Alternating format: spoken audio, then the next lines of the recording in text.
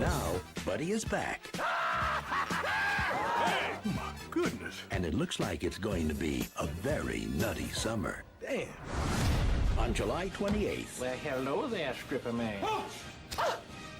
Oh! Oh! I feel so vulnerable. Oh! Think big. Sherman, you've got 30 seconds before the asteroid hits. Use your force, Sherman. Eddie Murphy is the Klumps. Cletus, is that you? Mm-hmm, you damn right. Hercules, Hercules, Hercules. Nutty Professor 2, the Klumps.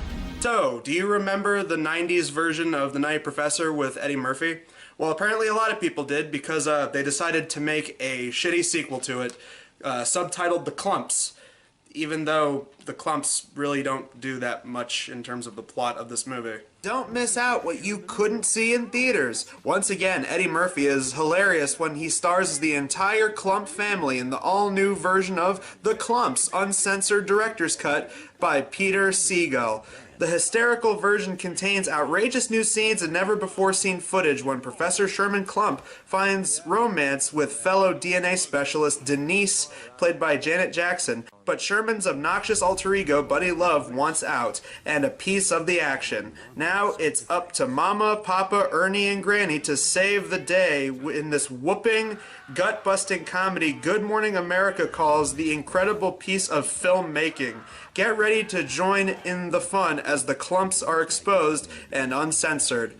I'm willing to believe all the positive reviews that are all over this thing were the few that they got, and they desperately latched onto those. Now, on a serious note, I have seen The Nutty Professor with Eddie Murphy, and I really liked it. It's actually a very funny movie all these years later. Despite there being setups for a lot of cheap shots and easy jokes, it actually is a pretty charming little movie with a sweet little message of, you know, believing in yourself and stay true to who you are and all that kind of thing. It's sweet. It was during that peak of Eddie Murphy's career where Eddie Murphy was actually pretty good at balancing between playing the sweet, lovable main characters and then playing the wacky sidekicks. And of course, when that movie came out, that was the big thing everyone was talking about. Oh, it was so funny, those scenes where Eddie Murphy's interacting with himself and he's playing the entire family. Haha, those scenes were just so funny. And what's really funny about all that is that those scenes almost didn't even end up in the movie. Those scenes were almost cut entirely, and yet it became like the one thing everyone was talking about once the movie left theaters. But apparently the studios decided, hey, you know what? We still got the IP to that. That made a lot of money. Why not make a sequel? What could possibly go wrong? I'm willing to wager that everything could go wrong. So the plot to this movie picks up a little bit later, and we see that Sherman Klump, once again played by Eddie Murphy, is now dealing with some kind of new problem, and that he seems to have Buddy Love in the back of his head. Buddy is apparently some like weird split personality thing that keeps bouncing around in his head and keeps making him do and say things that he typically wouldn't. Kinda hot today, huh, Professor? You have no idea how hot it is. Yeah. Hot, nice and hot. Oh, Professor. He's also found a new love interest, Denise, this time played by Janet Jackson, and I love it. This is one of those sequels where not only do they have to explain what happened to the original love interest in a shitty throwaway line.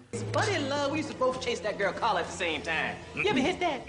Miss Purdy and I were just friends. Oh, just friends. I guess that means you didn't hit it, huh? It's also shitty because it kind of shits all over the end of the first movie. It's like, oh yeah, you know that happy ending where Eddie Murphy got the girl and, you know, she liked him for who he was and not who he was pretending to be? You remember that happy ending? Well, fuck that happy ending. We're just gonna make up a new character for the sake of this shit. And Denise is basically this DNA specialist, and she's working on some kind of formula that can reverse aging. Like, I know that the first movie, you know, it's a science fiction kind of comedy, you know, okay, weight loss formula miraculously works and, you know, makes this kind of like split personality for Eddie Murphy. You know, it's kind of like a Jekyll and Hyde thing. It's like, okay, yeah, that's outlandish, but it's a movie, whatever. Aging process, like, they basically created the Fountain of Youth. That's a bit of a stretch. And there's a lot of that where it's like, okay, the first movie, yeah, there's a lot of outlandish stuff in that, but you can look past it. In this movie, it's like, okay, whoa, that is going way too far out of the realms of even the reality you set up in the first movie. So basically what Sherman decides to do to try and get rid of Buddy is they find out that Buddy is specifically one strand of his DNA, and they decide to, like, just remove that strand of DNA using this special technology that they had. I'm pretty sure you could develop a pretty serious life-threatening disease if you do something like that, but okay, whatever, it's a movie. So they put that strand of DNA on a file, and it seems like Sherman's life is getting better. He's about to propose to Denise. She says yes. We get one of many scenes involving Sherman's family, just like in the first movie. That ain't even no bag you got in your hand. That's your titty. Jesus. Don't worry about that shit. You got an old bag of titty. Jesus. An old bag with old bag titties. Damn it. Who that piece of biscuit remind you of? Maybe Mr. Johnson, perhaps? But then the plot gets going when the jar that is containing the Buddy Love formula basically spills, lands on an electrical outlet, and with a mixture of dog hair, that ends up animating Buddy into his own separate entity. It's like, whoa, okay, now we're entering like Reanimator territory. Like, what the hell is this kind of shit doing in a movie that's basically just a comedic spin on Jekyll and Hyde? So yes, Buddy Love is now running around. He finds out about the whole Fountain of Youth formula that they're creating, and he finds out that they're going to sell it to like some pharmacy that's paying a shitload of money for it. And from there, Buddy steals the formula. Sherman tries to get the formula back, tries to hide it from Buddy. Buddy ends up trying to find it again.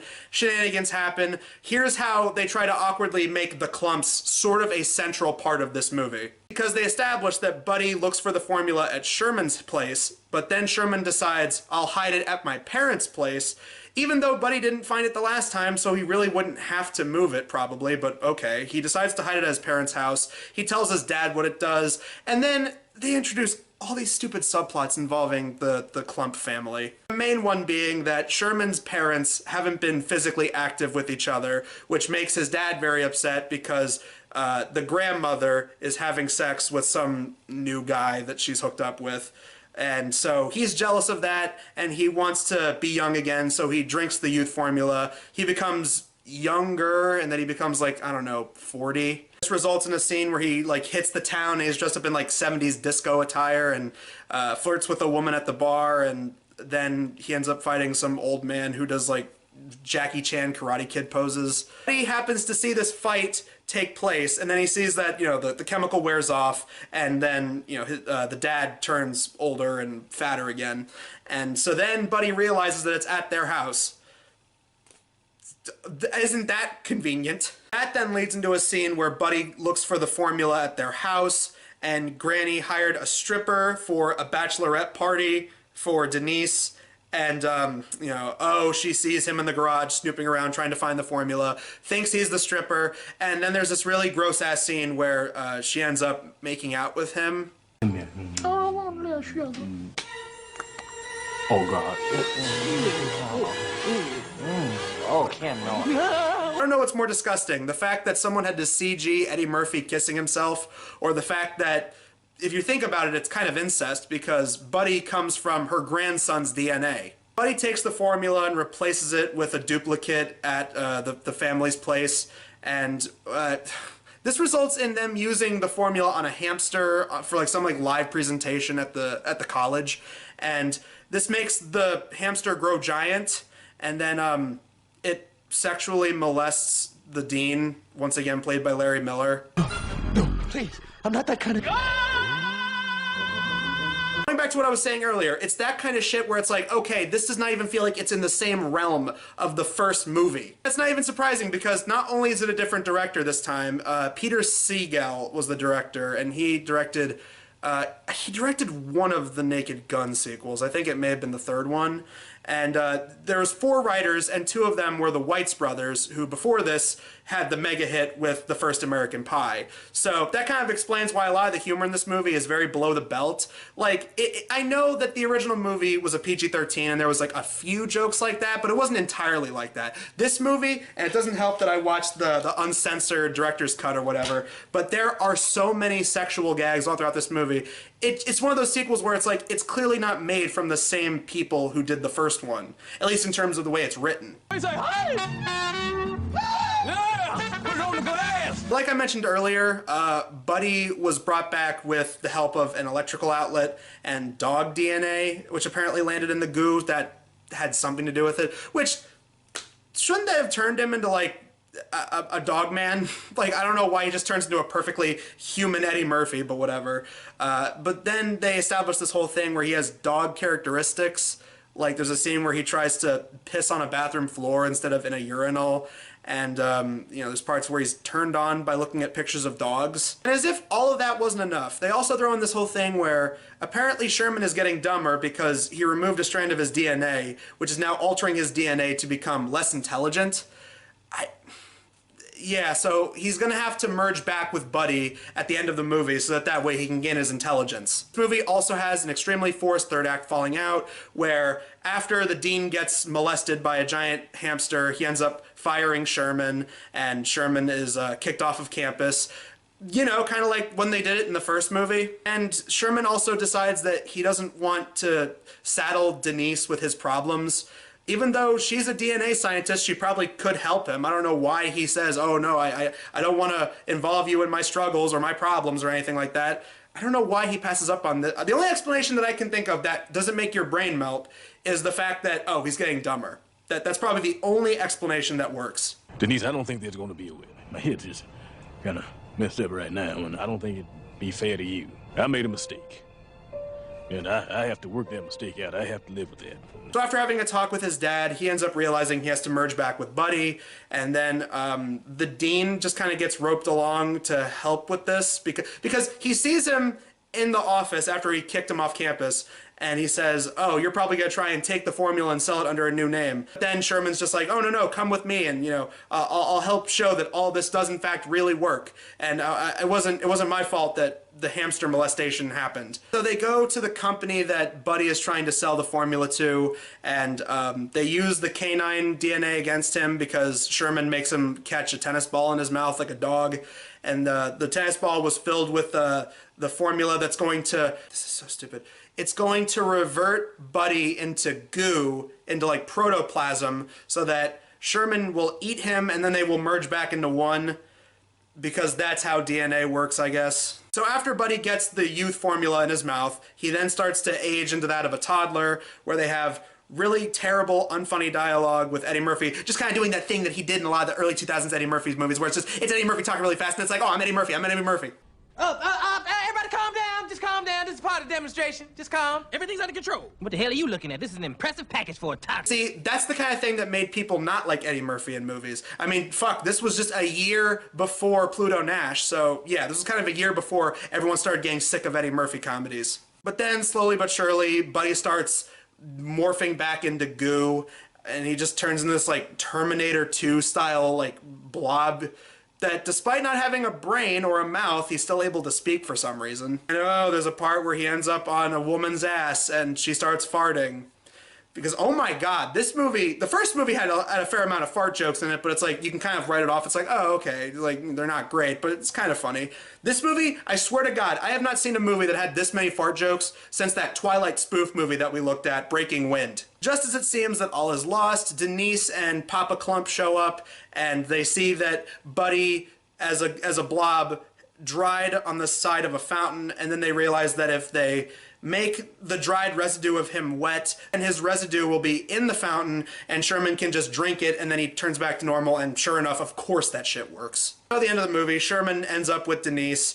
Papa and Mama Klump have a better sexual standing now because Papa Klump can now pop a boner. And they even pay off the hamster molestation as if that was something that you wanted to see. You know what this means, don't you?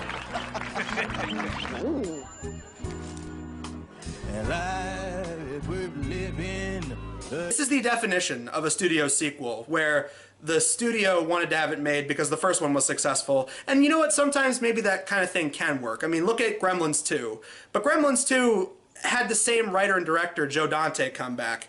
And Joe Dante, they gave him carte blanche and said, you can do whatever you want. And so that's why he made what was basically just like a live-action cartoon / parody of how successful the first Gremlins was.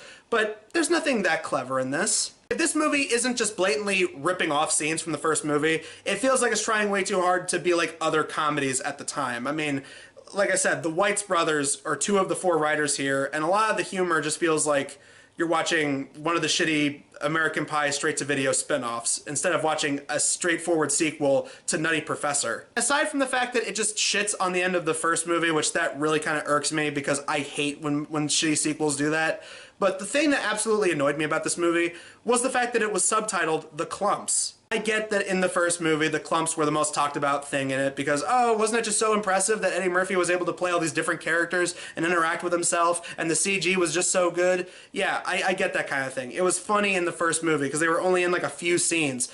But this movie tries to like bump them up to main players, and there are a lot of dry spots where they're not really in it. And then when they are in it, they try to do like these stupid subplots where like, oh, Sherman's parents are having, you know, problems with each other sexually, and it's like, why is that a subplot in this? Overall, the biggest problem with this movie is that it's just not that funny. It's reminding you of the first movie, and really, just watch the first one. In fact, you know what? You could easily just watch the first movie twice, and it would make a lot more sense than watching the first one and then the second one. Just watch the first movie twice.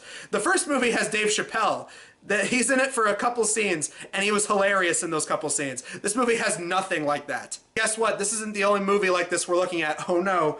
The next movie we're going to be reviewing is another movie where a former SNL star gets to don a bunch of costumes and play a variety of different characters. Because next time, we're looking at Happy Madison's Master of Disguise. Until then, guys, I'm Adam Sykes of The Blockbuster Show. We will see you guys in the next video, and let's just throw the DVD again. Oh! Ha!